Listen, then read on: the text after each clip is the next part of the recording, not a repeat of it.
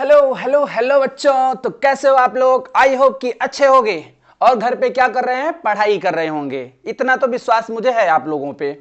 तो चलिए आप लोगों के लिए मैं फिर से नेक्स्ट चैप्टर इलेक्ट्रोमैग्नेटिक इंडक्शन लेके आ गया हूं बेटा। विद इन 30 मिनट इसको फिनिश करने वाले हैं हम लोग बिना टाइम वेस्ट किए। तो आपकी नजरें स्क्रीन पे होनी चाहिए और सारी चीजें आपके दिमाग के अंदर चली जाएंगी। देखो जरा, तो फर्स्ट ऑफ ऑल हम लोग इलेक्ट्रोमैग्नेटिक इंडक्शन के अंदर डिस्कस करने वाले हैं बच्चे फ्लक्स के बारे में। वो भी कौन सा flux, magnetic flux. Electric flux मैंने पढ़ाया था कि electric field line passing through a particular cross sectional area is called what, electric flux. यहां पे मैग्नेटिक फ्लक्स आ गया है, तो total number of magnetic field line passing normally through a given surface area. कोई सरफेस एरिया दिया बेटा, यहां से मैग्नेटिक फील्ड लाइंस नॉर्मली कितनी पास कर रही हैं, उसको बोलो क्या, मैग्नेटिक फ्लक्स बोलने वाले हो। मैग्नेटिक फ्लक्स को फाई से डिनोट करते हैं, तो फाई इक्वल्स टू होने वाला है बेटा B A what, cos theta. B A cos theta होने वाला है। मान लीजिए बेटा ये सरफेस है हमारे पास, इसकी सरफेस एरिया मान लो ए है। यहां से मैग्नेटिक फील्ड लाइन कितनी पास कर रही है बेटा, पर्टिकुलर क्रॉस सेक्शनल एरिया से जो मैग्नेटिक फील्ड लाइन पास हो रही है नॉर्मली, उसको बोलने वाले हो तुम मैग्नेटिक फ्लक्स। बात समझ में आ रही है। चलो, मैग्नेटिक फ्लक्स जो होता है बी से डिनोट किया जाएगा। ए क्या है बेटा, एरिया है। थीटा क्या है, theta what is theta, theta is the angle between what, area vector and magnetic field vector. Area vector और मैग्नेटिक फील्ड वेक्टर के बीच का क्या है बेटा, एंगल है थीटा। एसआई यूनिट क्या होने वाली है मैग्नेटिक फ्लक्स की, वेबर होने वाली है बेटा। सीजीएस यूनिट है मैक्सवेल है, और 1 weber equal to 10 to power 8 Maxwell होता है, या फिर 1 टेस्ला पर मीटर स्क्वायर होता है बेटा, इनटू मीटर स्क्वायर। ठीक है, देख लो यहां पे। नेक्स्ट बात करते हैं बेटा Faraday's law of electromagnetic induction. किसकी बात करने वाले हैं, Faraday's law of electromagnetic induction. 2 laws दिए थे फैराडे ने। फर्स्ट लॉज में उन्होंने क्या बोला था, देखो जरा। फर्स्ट लॉ उनका था बेटा कि an EMF is induced in a circuit whenever there is a change in magnetic flux linked with it. उन्होंने बोला किसी भी अगर हमारे पास कोई एक, मान लो बेटा ये क्या है, ये हमारे पास एक लूप है। ये क्या है, एक लूप है, और इससे हम क्या करें, मैग्नेटिक फील्ड को चेंज करें। जो मैग्नेटिक फील्ड लाइन इसमें पास हो रही है बेटा, इसको हम चेंज करने लगे, तो इसमें एक इंड्यूस्ड ईएमएफ आ जाएगा, और एक इंड्यूस्ड ईएमएफ आएगा तो एक इंड्यूस्ड करंट बन जाती है। उनका फर्स्ट स्टेटमेंट यही था बेटा कि an EMF is induced in a circuit. अच्छा, इस सर्किट में एक इंड्यूस्ड ईएमएफ आ जाएगी जब क्या होगा बेटा, फ्लक्स में चेंज होगा। फ्लक्स में चेंज कैसे हो सकता है, फ्लक्स में चेंज कैसे हो सकता है बेटा, बी ए कॉस थीटा फ्लक्स की क्या है, फॉर्मूला है B A cos theta. Flux phi stand for flux, तो मैग्नेटिक फील्ड चेंज करो तो फ्लक्स में चेंज हो सकता है, या फिर इस कॉइल की एरिया चेंज करो बच्चे तब फ्लक्स में चेंज हो सकता है, या फिर ये एंगल चेंज करो। एंगल चेंज करने का मतलब इस कॉइल को इसमें रोटेट करने लगो, तो एंगल एरिया वेक्टर और मैग्नेटिक फील्ड वेक्टर के बीच का एंगल क्या होने लगेगा, चेंज होने लगेगा, तो मैग्नेटिक फ्लक्स में चेंज आ जाएगा। तो मैग्नेटिक फ्लक्स चेंज करने के 3 तरीके हैं बेटे, कौन कौन से, एंगल चेंज कर दो, एरिया चेंज कर दो, या फिर मैग्नेटिक फील्ड चेंज कर दो, तो मैग्नेटिक फ्लक्स में चेंज हो जाएगा। और मैग्नेटिक फ्लक्स में जैसे ही चेंज आएगा बेटा, एक इंड्यूस्ड ईएमएफ आ जाएगी उस सर्किट के अंदर। इस सर्किट के अंदर के इंड्यूस्ड ईएमएफ क्या हो जाएगी, प्रोड्यूस हो जाने वाली है। ठीक है, सेकेंड लॉ क्या बता रहा है, the magnitude of the induced EMF is directly proportional to what, rate of change of magnetic flux. उन्होंने बोला कि जो इंड्यूस्ड ईएमएफ होगा बेटा, जो इंड्यूस्ड ईएमएफ होगा वो क्या होगा, वो डायरेक्टली प्रोपोर्शनल है किसके, डायरेक्टली प्रोपोर्शनल है बेटा इंड्यूस्ड ईएमएफ किसके, rate of change of what, magnetic flux.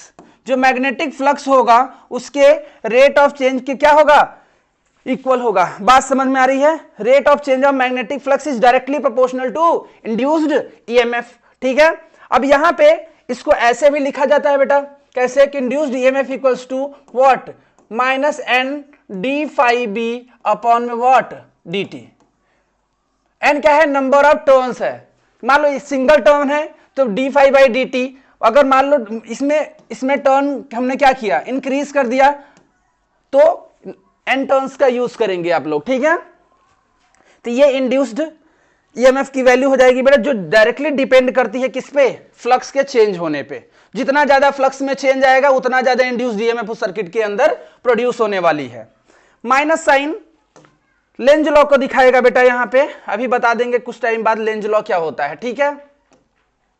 Induced current की बात करते हैं भैया, तो आपको पता है, क्या पता है कि जब भी इंड्यूस्ड ईएमएफ आएगी, एक बैटरी सेटअप होगी किसी सर्किट के अंदर, तो ऑब्वियसली क्या फ्लो होने वाली है, एक करंट फ्लो होने वाली है। तो इंड्यूस्ड, अब करंट कैसे निकालोगे, अरे भैया पता है V equal sir I R होता है, तो V की जगह पे क्या E रख दो, I इंटू आर, तो यहां से induced current I equal to E upon में क्या मिलने वाली है, R। E क्या है, इंड्यूस्ड ईएमएफ थी, E क्या है बेटा, induced EMF minus N D phi B upon में व्हाट, dt। समझ पा रहे हो, चलो यहां पे देख लो, यहां पे देखो, यहां मैग्नेटिक फ्लक्स, यहां पे इंड्यूस्ड ईएमएफ का ये देखो। अब यहां पे इंड्यूस्ड ईएमएफ देखो कैसे निकाला गया है, समझ देखो यहां पे, if induced current is produces in a coil rotated in uniform magnetic field, वही मैंने बोला, अगर कॉइल, किसी कॉइल को यूनिफॉर्म मैग्नेटिक फील्ड के अंदर रोटेट करोगे तो मैग्नेटिक फ्लक्स में चेंज आ जाएगा। अभी बताया था मैग्नेटिक फ्लक्स जो होता है फाई इक्वल टू होता है बेटा बी ए कॉस थीटा, थीटा चेंज होने लगेगा जब मैग्नेटिक फील्ड के अंदर किसी कॉइल को आप क्या करेंगे, रोटेट करेंगे तो मैग्नेटिक फ्लक्स में चेंज आएगा। अब मैग्नेटिक फ्लक्स में चेंज आएगा तो इंड्यूस्ड ईएमएफ आएगी। बात समझ में आ रही है। अब ये इंड्यूस्ड ईएमएफ कैसे लाए हैं, देखो जरा, E equals to minus D phi B upon में क्या होता है, डी टी। तो E equals to minus of phi की वैल्यू कितनी है बेटा, फाई की वैल्यू कितनी है बताओ, बी ए कॉस थीटा, या फिर ये आप लगा एन डी फाई लगा लोगे, एन लगाओगे तो क्या हो जाएगा, मल्टीपल टर्म के लिए हो जाएगा, ठीक है। तो यहां से हो जाएगा एन बाहर ही रखो, डी अपॉन में डी टी, और फाई की वैल्यू क्या रख देते हैं, बी ए कॉस थीटा, बी ए कॉस थीटा, ठीक है।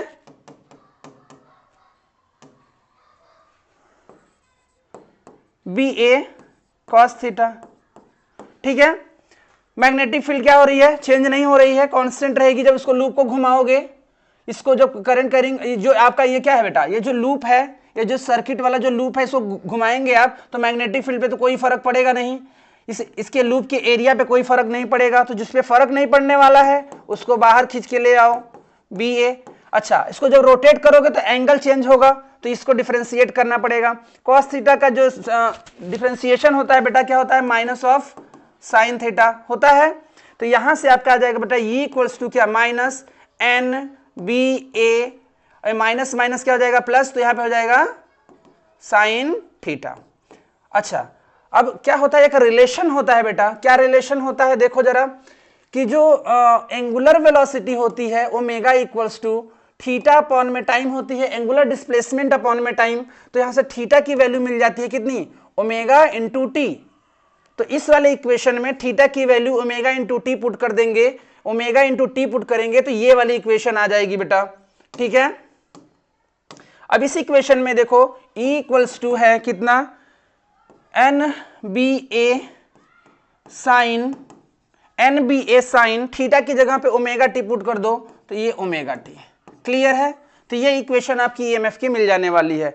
तो मैक्सिमम जो ईएमएफ होगा बेटा, जो मैक्सिमम ईएमएफ होगा, मैक्सिमम इंड्यूस्ड ईएमएफ जो यहाँ पे मिल रहा है, अगर साइन ओमेगा टी की वैल्यू कितनी हो जाए, sine omega T equals to 1 हो जाए तो आपको मैक्सिमम ईएमएफ मिल जाएगा। ई मैक्सिमम, इसी को कभी कभी ई नॉट बोलते हो आप लोग, मैक्सिमम वैल्यू या पीक वैल्यू, ठीक है। अच्छा, यहाँ एक आरएमएस वैल्यू दे रखी है, ई आरएमएस इक्वल्स टू कितना, B A N omega root of 2, ये आरएमएस वैल्यू है इसकी, ठीक है। आई होप कि समझ में आ गई होगी सारी चीजें। कुछ नहीं करना है बेटा, कुछ नहीं करना है, बस ये आप फॉर्मूला याद रखो इंड्यूस्ड ईएमएफ का, जो फैराडे ने दिया था बेटा, इंड्यूस्ड ईएमएफ जो directly proportional to rate of change of flux होता है, उसको याद रखो बस, ठीक है। बस यहां फाई की वैल्यू क्या पुट कर दोगे, बी ए कॉस थीटा, डिफरेंशिएशन कर देना मैथ से, थोड़ी सी वो चीजें आ जाएंगी, और यहां थीटा की वैल्यू ओमेगा टी पुट कर देना, आपके पास एक ईएमएफ की इक्वेशन मिल जाएगी। ये वाली ईएमएफ जो होती है इसको बोलते हैं इंस्टेंटेनियस ईएमएफ, और ये जो है बेटा वो मैक्सिमम ईएमएफ है, ठीक है। आओ लेंज लॉ देखते हैं क्या होता है। Lenz law basically direction find कर, जो ईएमएफ होता है, जो ईएमएफ होगा या फिर इंड्यूस जो करंट होगी बेटा, उसकी डायरेक्शन को फाइंड करने के लिए यूज होता है। और वो डायरेक्शन कैसे बताता है, बोलता है कि opposes to the cause of that produces it, जिसकी वजह से वो प्रोड्यूस होता है उसी का क्या करता है, अपोज करता है। मैग्नेटिक फ्लक्स के चेंज होने की वजह से इंड्यूस्ड करंट हो या इंड्यूस्ड ईएमएफ हो, दोनों प्रोड्यूस हो रही हैं। अरे भाई साहब ये बताओ, ये हमारे पास क्या है, एक करंट, एक लूप है। अब आप क्या कर रहे हो, मैग्नेटिक फील्ड लाइन इससे पास कर रही हैं, मैग्नेटिक फील्ड लाइन में चेंज ले आ रहे हो, तभी तो इसके अंदर इंड्यूस्ड ईएमएफ या इंड्यूस्ड करंट आ रही है। तो मैग्नेटिक फ्लक्स में चेंज होने की वजह से इंड्यूस्ड ईएमएफ या इंड्यूस्ड करंट आ रही है, तो ये उसी का अपोज करता है, इसके चेंज का ही अपोज करेगा। वो साइन जो माइनस साइन बता रहा था वो उसी को डिनोट करता है कि जिसकी वजह से आया है उसी का क्या करेंगे, अपोज करेंगे। सन किल्स फादर बताया है मैंने आप लोगों को, ठीक है। मोशनल ईएमएफ, मोशनल ईएमएफ का मतलब समझ में आ रहा है, मोशनल की बात करें, इमोशनल नहीं, मोशनल ईएमएफ, ठीक है। मोशनल ईएमएफ का मतलब यह है बेटा, किसी मैग्नेटिक फील्ड के अंदर एक कंडक्टर लेके दौड़ जाओ। मैग्नेटिक फील्ड बढ़िया सी मक्खन जैसी बनी हुई है, उसमें एक कंडक्टर लिए दौड़ गए, तो उस कंडक्टर के अंदर एक इंड्यूस्ड ईएमएफ आ जाएगी। कैसे आएगी देखो जरा, आप ये बताओ कि ये मैग्नेटिक फील्ड बनी हुई है इनसाइड, अब ये कंडक्टर है बेटा, कंडक्टर को लेके दौड़ गए, उसके अंदर कुछ वेलोसिटी है, हाँ सर वेलोसिटी तो है, उसके अंदर कुछ क्या है, वेलोसिटी है, वेलोसिटी ऑब्वियसली वेलोसिटी है। अब तुम्हें याद है बेटा, जब भी आप किसी चार्ज पार्टिकल को मैग्नेटिक फील्ड के अंदर मोशन कराते हो तो उस पर एक फोर्स आता है, F equal to Q V आता है, F equal to Q V आता है ना, F इक्वल्स टू आता है बेटा Q V B sine theta. बताओ क्या ये आता है फोर्स, जब किसी चार्ज पार्टिकल को मैग्नेटिक फील्ड के अंदर लेके जाओगे दौड़ोगे तो रेस्ट में रहेगा तो कोई फोर्स नहीं लगता था, पिछले वाले क्लास में बताया था मैंने आपको। अच्छा सोचो जरा, आप इसको इधर लेके जा रहे हो, फ्लेमिंग लेफ्ट हैंड रूल लगा दो कि भैया ये magnetic field, four finger magnetic field, middle finger in the direction of what, motion, और थंब क्या देगा, उस चार्ज पे फोर्स दे देगा। तो मैग्नेटिक फील्ड इनसाइड, मोशन इधर है, अब इस चार्ज पे, अब सोचो जरा, इस चार्ज पे फोर्स अपर डायरेक्शन में लगने लगेगा।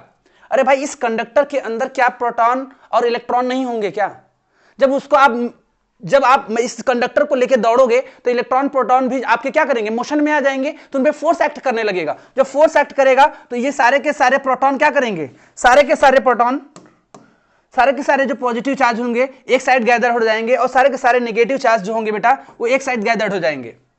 एक्युमुलेशन ऑफ चार्ज इस एंड पे हो जाएगा और नेगेटिव चार्ज का एक्युमुलेशन इस एंड पे हो जाएगा। तो क्या एक जगह पे बेटा पॉजिटिव चार्ज, एक साइड एक्युमुलेशन हो गया पॉजिटिव चार्ज का और एक साइड एक्युमुलेशन होगा नेगेटिव चार्ज का, तो क्या आपको नहीं लगने लगा कि सर ये तो बैटरी टाइप का बन गया, कि सर ये पॉजिटिव टर्मिनल ये नेगेटिव टर्मिनल, कुछ इस टाइप का। तो क्या एक ईएमएफ का काम नहीं करेगा ये, क्या इसके अक्रॉस एक वोल्टेज सेटअप नहीं हो जाएगा, क्या एक पोटेंशियल सेटअप नहीं हो जाएगा? वही बोला जा रहा है बेटा, किसी कंडक्टर को आप मैग्नेटिक फील्ड के अंदर लेके चलो तो उसके अंदर एक इंड्यूस्ड ईएमएफ आ जाती है, और इंड्यूस्ड ईएमएफ आएगी अगर ये सर्किट क्लोज रहा। अगर ये सर्किट मान लो बेटा किसी एक्सटर्नल रेजिस्टेंस हम कनेक्ट कर दें और सर्किट को क्लोज कर दें, तो ऑब्वियसली इसके अंदर ये क्या करेगी, एक इंड्यूस्ड करंट भी आ जाएगी, एक इंड्यूस्ड करंट भी प्रोड्यूस हो जाएगी। ठीक है, चलो ईएमएफ जो प्रोड्यूस होगा उसके अंदर बेटा वो होता है, वो प्रोड्यूस होगा E इक्वल्स टू ईएमएफ होगा बेटा BVL sine theta, BVL sine theta या BLV साइन थीटा। ठीक है, L क्या है, length of the conductor, V velocity of the conductor, A क्या है, angle between velocity and magnetic field. ठीक है, चलो अब हमारे पास एक कंडक्टर है बेटा, एक कंडक्टर है ऐसा देखो, और इसको क्या कर रहे हैं, एक एंड को फिक्स कर रहे हैं, एक एंड क्या है फिक्स है, दूसरे एंड को रोटेट करा रहे हैं, और यूनिफॉर्म मैग्नेटिक फील्ड के अंदर ये सब सारा काम चल रहा है बेटा, यूनिफॉर्म मैग्नेटिक फील्ड के अंदर सारा काम चल रहा है। तो ये इस कंडक्टर के अंदर भी एक इंड्यूस्ड ईएमएफ आ जाएगी, उस इंड्यूस्ड ईएमएफ की वैल्यू होगी क्या, B omega, induced EMF B omega L square by 2, B omega, B क्या है मैग्नेटिक फील्ड, ओमेगा क्या है एंगुलर वेलोसिटी, एल क्या है लेंथ ऑफ द कंडक्टर और बाई 2। ठीक है, ये आपकी बन जाएगी क्या, इंड्यूस्ड ईएमएफ। ठीक है,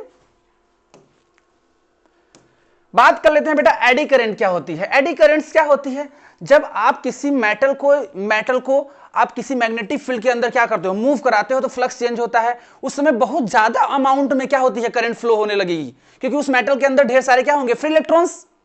तो बहुत ज्यादा अमाउंट में क्या करेगा, वो इलेक्ट्रॉन मूव करेगा, इलेक्ट्रॉन मूव करेगा तो ढेर सारा क्या बन जाता है बेटा, करंट बन जाएगी, और ढेर सारी करंट बनेगी तो उस करंट को बोलते हो क्या तुम, eddy current. Circulating the currents induced within the bulk of the conductor when expose to the changing magnetic field. Magnetic field के अंदर इसको क्या कर रहे हो बेटा, बहुत ज्यादा अमाउंट से क्या कर रहे हो, उसका फ्लक्स चेंज करा रहे हो, लेके जा रहे हो, ठीक है ना।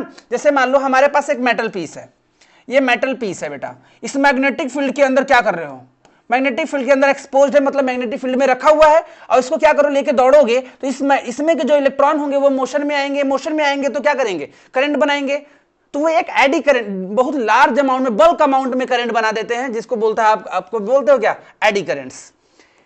इफेक्ट्स क्या होंगे एडी करंट से बेटा, एनर्जी के लॉसेस क्या होंगे, हीट लॉस होगा, बात समझ में आ रही है। एप्लीकेशंस क्या है, मैग्नेटिक, ये इलेक्ट्रोमैग्नेटिक ब्रेकिंग के लिए यूज होता है, इलेक्ट्रो इंडक्शन हीटिंग के लिए होता है बेटा, मेटल इलेक्ट्रोड के लिए होता है, ठीक है ना, डिटेक्टर के लिए होता है, ठीक है। ये सब सारी चीजें एप्लीकेशंस हैं। सेल्फ इंडक्शन की बात करते हैं। सेल्फ इंडक्शन का मतलब अपने से ही क्या करना है, अब एक ही कॉइल के अंदर करंट को हम लोग चेंज करेंगे, फ्लक्स चेंज होगा, और उसी में फिर हमारा इंड्यूस्ड ईएमएफ आने वाली है, फिर इंड्यूस्ड करंट बनने वाली है। Self induction, the phenomena where the changing current in a coil induced in EMF in the same coil opposing to the change in current. वही मैंने बताया कि सेम कॉइल के अंदर क्या होने वाला है, इस बार सेम कॉइल के अंदर करंट को चेंज करेंगे, सेम कॉइल के अंदर करंट को चेंज करेंगे, और उस कॉइल के अंदर फिर से दूसरी एक करंट क्या होनी है, जनरेट होने वाली है। The measure of the coil's ability to induced EMF itself due to change in what, current. अभी हमारे पास एक कॉइल है, समझो बेटा, अभी समझा देंगे। ये हमारे पास एक कॉइल है, ठीक है, इस कॉइल में क्या कर रही है, एक एसी करंट फ्लो हो रही है, एसी पावर है, यहां पे एसी करंट फ्लो हो रही है। तो आपको पता है बेटा, एसी करंट की जो होती है वो टाइम पीरियडिकली चेंज होती है, पीरियडिकली चेंज होती है। तो करंट की वैल्यू जब चेंज होगी तो जो मैग्नेटिक फील्ड लाइन होंगी बेटा, ये भी तो चेंज हो रही होंगी, और जब मैग्नेटिक फील्ड लाइन चेंज हो जाएंगी तो मैग्नेटिक फ्लक्स चेंज होगा। इससे जो ये जो कॉइल्स होंगी, इससे जो मैग्नेटिक फील्ड लाइन पास हो रही है बेटा, जब आप करंट चेंज करोगे तो करंट चेंज करोगे तो मैग्नेटिक फील्ड लाइन चेंज होगी, और मैग्नेटिक फील्ड लाइन चेंज हुई तो मैग्नेटिक फ्लक्स चेंज होगा, और मैग्नेटिक फ्लक्स चेंज हुआ तो इंड्यूस्ड ईएमएफ आएगी, इंड्यूस्ड ईएमएफ आएगी तो इंड्यूस्ड करंट आ जाएगी, ठीक है। अब देखो जरा, जो फ्लक्स चेंज होने वाला है बेटा, अब देखो यहां पे जो होगा, जो आपका फ्लक्स, टोटल फ्लक्स जो पास कर रहा होगा, टोटल एन क्या है, नंबर ऑफ टर्न्स, फाई क्या है, किसी एक टर्न से फ्लक्स, तो टोटल फ्लक्स क्या होगा, एन फाई, जो डायरेक्टली प्रोपोर्शनल होगा किसके, करंट के। ये समझना जरा, जो टोटल फ्लक्स पास हो रहा होगा बेटा, जो टोटल फ्लक्स इससे चेंज हो रहा होगा, वो किसकी चेंज होने की वजह से हो रहा होगा, change in current. Current change होगी, फ्लक्स में चेंज आएगा। अच्छा, ये प्रोपोर्शनैलिटी का साइन जब हटाएंगे बेटा, तो N phi equals to L I. L क्या है, ये देखो यहां पे सेल्फ इंडक्टेंस है, सेल्फ इंडक्टेंस, तो यहां से सेल्फ इंडक्टेंस की वैल्यू आ जाती है बेटा कितना, एन फाई बाई आई। तो सेल्फ इंडक्टेंस यहां पे आपका मिल जाता है N phi by I. Clear है। अच्छा, फाई की वैल्यू अगर तुम्हें लिखना है, फाई की वैल्यू अगर लिखना है तो देखो जरा, यहां पे लिखा है मैंने mu not an I A upon में एल। फाई की वैल्यू कैसे लिखेंगे, देखो यहां पे, यहीं पे लिख दें, इसको जगह नहीं है, देखो यहां पे। अब हमें फाई की वैल्यू लिखनी है, तो फाई इक्वल्स टू, देखो अब यहां पे फाई, अब ध्यान समझना, जो फाई इक्वल्स टू होता है बेटा, वो होता है बी ए कॉस थीटा, होता है कि नहीं होता है, बी ए कॉस थीटा। तो यहां पे फाई इक्वल्स टू, यहां से उठाओ जरा, अब यहां पे फाई इक्वल्स टू आपका हो जाएगा म्यू नॉट एन आई। अब सोचो यहां फाई, बी की वैल्यू इस सोलेनॉइड के लिए कितनी होने वाली है, बी की वैल्यू सोलेनॉइड के लिए कितनी होने वाली है पता है आपको, सोलेनॉइड के लिए यहां पे लिख देता हूं, देखो यहीं पे लिख देता हूं, बी की वैल्यू सोलेनॉइड के लिए म्यू नॉट क्या एन आई होता है बेटा, या फिर ऐसा बोल दो sir, mu naught capital N upon में L into I. Small N क्या है, number of turn per unit length होती है, ये पता है। तो यहां से आपने बी की वैल्यू क्या पुट कर दी, बी की वैल्यू ये पुट कर सकते हो, बी की वैल्यू हमने पुट कर दिया बेटा, बी की वैल्यू पुट कर दिया mu not an I upon में कितना L, mu not an I upon में एल इंटू एरिया। थीटा की वैल्यू 0 हो जाएगी, मैग्नेटिक फील्ड की डायरेक्शन यही है, और इसके जो एरिया वेक्टर होगा बेटा उसकी भी डायरेक्शन सेम होगी, तो दोनों के बीच का एंगल जो हो जाएगा वो 0 डिग्री, और cos 0 की वैल्यू क्या हो जाएगी, cos 0 की वैल्यू 1 हो जाती है। तो यहां से फाई की वैल्यू जो तुमको मिल जाएगी, फाई इक्वल्स टू मिल जाती है बेटा mu not an I A upon में एल, ये वैल्यू मिल जाती है जो यहां पे लिखा देखो mu not an I A upon में एल, ये एल है बेटा, ठीक है। अब यहां पे मान लो तुम्हारे पास फ्लक्स आ गया बेटा, सेल्फ इंडक्टेंस निकालना है, तो इस फ्लक्स की वैल्यू यहां पे पुट कर दो, सेल्फ इंडक्टेंस निकालना है तो ये वाली वैल्यू पुट कर दोगे, ये वाली वैल्यू यहां पे फ्लक्स की, तो तुम्हारी वैल्यू आ जाएगी। देखो म्यू नॉट, एक एन यहां पे है, एक एन यहां पे, तो एन स्क्वायर हो जाएगा। एरिया का टर्म देखो जरा, यहां पे एक एरिया का टर्म है, तो एरिया का भी टर्म है, ठीक है। और एक आई जो होगा बेटा, ए आई, इस आई को क्या करेगा, कैंसिल आउट कर देगा, तो अपॉन में क्या बचने वाला है, एल बचने वाला है। बात समझ में आई, ये एल है बेटा, ठीक है, आई नहीं है। तो mu not an square A upon में एल, ठीक है। या फिर ऐसे समझ लो, फाई इक्वल्स टू होता है बेटा बी ए कॉस थीटा, तो फाई इक्वल्स टू यहां से मिल जाएगा बेटा, इसकी वैल्यू हो जाएगी म्यू नॉट एन अपॉन में एल, ठीक है, म्यू नॉट एन अपॉन में एल इंटू आई इंटू ए। अच्छा, ये वैल्यू हो जाएगी 1 पूरी, तो ये वैल्यू आपको मिल जाएगी। तो यहां से बेटा L इक्वल्स टू था एन फाई अपॉन में कितना आई, तो यहां से L की वैल्यू मिल जाएगी n, ये फाई की वैल्यू पुट कर दो mu not an I A upon में L, ठीक है। कुछ और छूट गया क्या, देखो mu not an I A upon में L, एक आई डिनोमिनेटर का छूट गया, तो आई से आई कैंसिल कर दो, तो एल की वैल्यू आ जाएगी mu not an square A upon में एल, यही आ जाएगा सेल्फ इंडक्टेंस जो कि प्रीवियस में था, देखो है ना, mu not an square A upon में एल, ठीक है। चलो, तो यहां से समझ पाओगे आप इजीली। अच्छा, बात कर लेते हैं म्यूचुअल इंडक्टेंस की। तो म्यूचुअल इंडक्टेंस क्या होता है बेटा, एक कॉइल के अंदर करंट को चेंज करो तो मैग्नेटिक फील्ड लाइन चेंज होंगी, और यही मैग्नेटिक फील्ड लाइन दूसरे कॉइल से लिंक हो जाएंगी, दूसरे कॉइल से भी मैग्नेटिक फ्लक्स में चेंज होगा, तो इसमें क्या आ जाएगा, इंड्यूस्ड ईएमएफ, और इंड्यूस्ड ईएमएफ आएगा, कॉइल क्लोज कर दोगे तो इंड्यूस्ड करंट आ जाने वाली है। तो यहाँ पे सारी चीजें देखो लिखा हुआ है, a measure of the ability of one coil to induce EMF in another coil due to change in the current।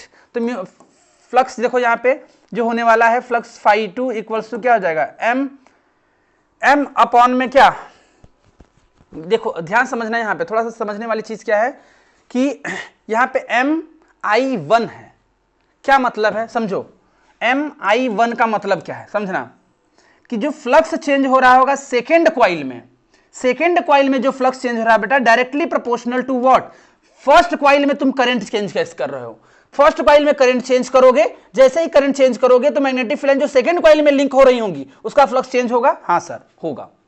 अब इस प्रोपोर्शनलिटी की साइन को जब हटाते हो बेटा तो क्या आता है, कांस्टेंट आता है m, जिसको म्यूचुअल इंडक्टेंस बोलते हो, क्या बोलते हैं, म्यूचुअल इंडक्टेंस। तो यहां से फाई 2 इक्वल्स टू क्या था, एम आई। तो यहां से इंड्यूस्ड ईएमएफ कितना आ जाएगा बेटा, करंट में चेंज होने की वजह से यहाँ ईएमएफ आने वाली है, तो यहाँ डायरेक्टली प्रोपोर्शनल होगा बेटा। तो E2, जो E2 का मतलब होता है सेकंड कॉइल के अंदर, E2 मतलब सेकंड कॉइल के अंदर ईएमएफ है, सेकंड कॉइल का ईएमएफ बेटा, सेकंड कॉइल ईएमएफ है, ठीक है ना, सेकंड कॉइल का ईएमएफ है, minus M D I upon में डी टी, किस रेट से करंट को चेंज कर रहे हो, ठीक है, उसी के रेट पे बिहाफ पे क्या होने वाला है, ईएमएफ इंड्यूस्ड होने वाला है। अच्छा,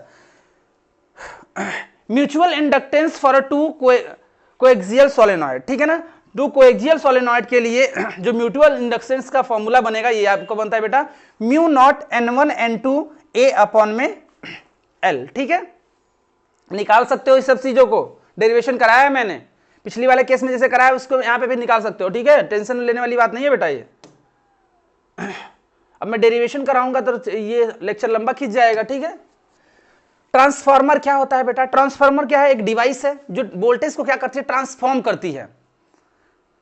स्टेप अप चाहिए तो स्टेप अप बना देगी, स्टेप डाउन चाहिए तो स्टेप डाउन बना देगी। आपको वोल्टेज ज्यादा चाहिए तो वोल्टेज स्टेप अप करके देगी, अगर आपको वोल्टेज कम चाहिए तो वोल्टेज को स्टेप डाउन करके देगी। एक डिवाइस है, ठीक है, जो वोल्टेज को ट्रांसफॉर्म करती है, ठीक है। तो हमारे दो टाइप के ट्रांसफार्मर होते हैं बेटा, एक होता है स्टेप डाउन ट्रांसफार्मर और एक ट्रांसफार्मर होगा स्टेप अप ट्रांसफार्मर। डिजाइन कैसे होता है? सेकेंडरी कॉइल मैटर करती है। सेकेंडरी कॉइल में number of turns, secondary coil के नंबर ऑफ टर्न्स बेटा, जो नंबर ऑफ टर्न्स जो होंगे in secondary coil, number of turns in secondary coil आप कम रखोगे तो स्टेप डाउन ट्रांसफार्मर बनेगा। सेकेंडरी कॉइल आप नंबर ऑफ टर्न्स ज्यादा रखोगे तो आप क्या करेगा? स्टेप अप ट्रांसफार्मर बनेगा, ठीक है ना।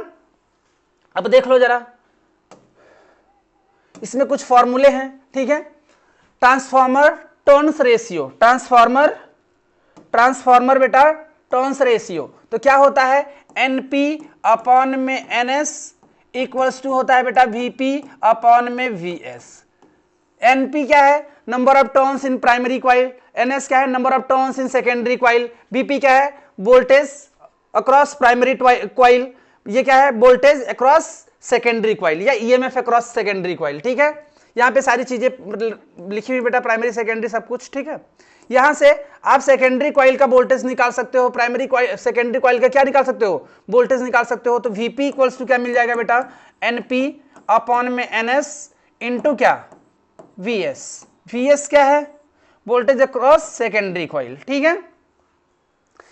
एफिशिएंसी ऑफ द ट्रांसफार्मर की बात करोगे तो एफिशिएंसी ऑफ द ट्रांसफार्मर की बात करेंगे तो क्या हो जाएगा? जो आउटपुट वोल्टेज होगा बेटा, जो आउटपुट वोल्टेज होगा, ठीक है, जो आउटपुट वोल्टेज होगा अपॉन में इनपुट वोल्टेज इनटू 100 कर दोगे तो ये क्या मिल जाएगी आपको? एफिशिएंसी मिल जाती है, ठीक है। यहां पे transformer current relation for the ideal transformer, ideal transformer का मतलब बेटा जितनी प्राइमरी कॉइल का क्या होगा? पावर होगी, उतनी सेकेंडरी कॉइल की पावर होगी, ठीक है ना। तो यहाँ पे power P equal to VI होता है, power P equal to VI होता है। तो प्राइमरी साइड का पावर जो हो जाएगा वो कितना हो जाएगा? IP into VP। Secondary coil का पावर कितना हो जाएगा बेटा?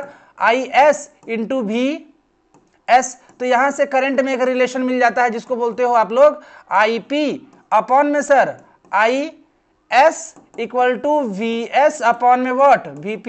एक रिलेशन यहां से मिल जाता है, रेशियो। बात समझ में आ रही है? अच्छा, अब इधर जो लिखा हुआ है बेटा, ये बोला गया है कि जब आपको स्टेप अप ट्रांसफार्मर बनाना होगा तो मैंने बताया अभी को, जब सेकेंडरी कॉइल के नंबर ऑफ टर्न्स क्या हो जाए? ज्यादा हो जाए, किससे? प्राइमरी कॉइल से। तो ट्रांसफार्मर कैसा हो जाएगा? स्टेप अप ट्रांसफार्मर हो जाएगा। कैसा हो जाएगा बेटा? स्टेप अप ट्रांसफार्मर हो जाएगा, ठीक है। अगर यही नंबर ऑफ टर्न्स जो सेकेंडरी कॉइल है वो कम हो जाए, किससे? Number of turns in primary coil, ठीक है। तो ये कौन सा transformer? Step down transformer, step down transformer बेटा, स्टेप डाउन ट्रांसफार्मर। बात समझ में आ रही है? तो ये सारे ट्रांसफार्मर के बारे में बातें थी, ठीक है। इलेक्ट्रिक मोटर्स की बात कर लेते हैं। इलेक्ट्रिक मोटर्स मतलब इलेक्ट्रिक जनरेटर है बेटा, जो क्या करता है? Convert mechanical energy into what? Electrical energy through electromagnetic induction पे बेस्ड होता है, ठीक है। किस प्रिंसिपल पे बेस्ड होता है? Electromagnetic induction. ट्रांसफार्मर किस पे बेस्ड होता है बेटा? म्यूचुअल इंडक्शन पे। किस पे? म्यूचुअल इंडक्शन पे। और ये इलेक्ट्रिक जनरेटर किस पे? इलेक्ट्रोमैग्नेटिक इंडक्शन पे, ठीक है। अब इसमें क्या किया गया है? दो मैग्नेट लिया गया है, इसमें बढ़िया से एक मैग्नेटिक फील्ड बन गई है बेटा। देखो अब इसमें क्या किया है? बढ़िया से मैग्नेटिक फील्ड बन गई है। इस मैग्नेटिक फील्ड में एक कॉइल है बेटा, देख रहे हो? इस कॉइल को रोटेट कर रहे हैं तो मैग्नेटिक फ्लक्स में चेंज आ रहा होगा। मैग्नेटिक फ्लक्स चेंज होगा तो इंड्यूस्ड ईएमएफ आएगी, और इंड्यूस्ड ईएमएफ आ जाएगी तो इंड्यूस्ड वोल्टेज भी आ जाएगी, इंड्यूस्ड वोल्टेज भी आ जाएगी, और इंड्यूस्ड वोल्टेज आ गई तो इंड्यूस्ड करंट भी आ जाएगी, ठीक है। देखो फैराडे का लॉ है -N d∅b अपॉन dt, यही है ना।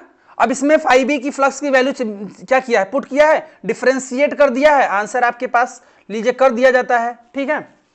तो एक पेज पे हम लोग कर लेते हैं कि sir induced EMF equals to कितना minus N D phi B upon में कितना डी टी, तो यहां से माइनस एन बेटा डी अपॉन में डी टी, फाई कितना होता है बी ए कॉस ओमेगा टी कर दें, कॉस थीटा कर लें। चलो यहां से कर लेते हैं बेटा, डायरेक्ट लिख दें क्या, चलो डायरेक्ट लिख देता हूं, कहां गया ये यार, चलो देखो यहां से जो ये रिलेशन है आपका बेटा डायरेक्ट यूज कर लेते हैं। देखो N b a omega sine omega T, ठीक है, तो यहां पे आप डायरेक्ट यूज करो क्या, यहां पे देख लो कहां चला गया पेज, देखो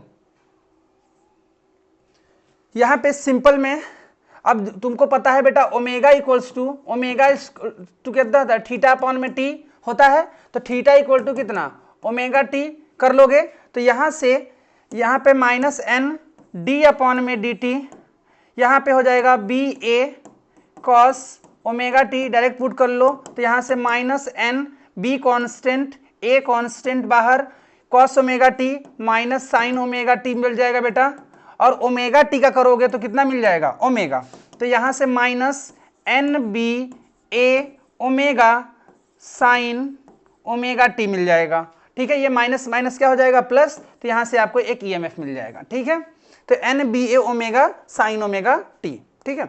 अब यहां से अगर मान लो तुमको इंड्यूस्ड करंट निकालनी है बेटा, तो इंड्यूस्ड करंट मान लो हमारे पास एक सर्किट है, हमारे पास इस सर्किट के अंदर ईएमएफ आ चुकी है और एक रेजिस्टेंस लगा हुआ है आर, तो भाई क्या होने वाली है इसके अंदर एक इंड्यूस्ड करंट भी आ जाएगी।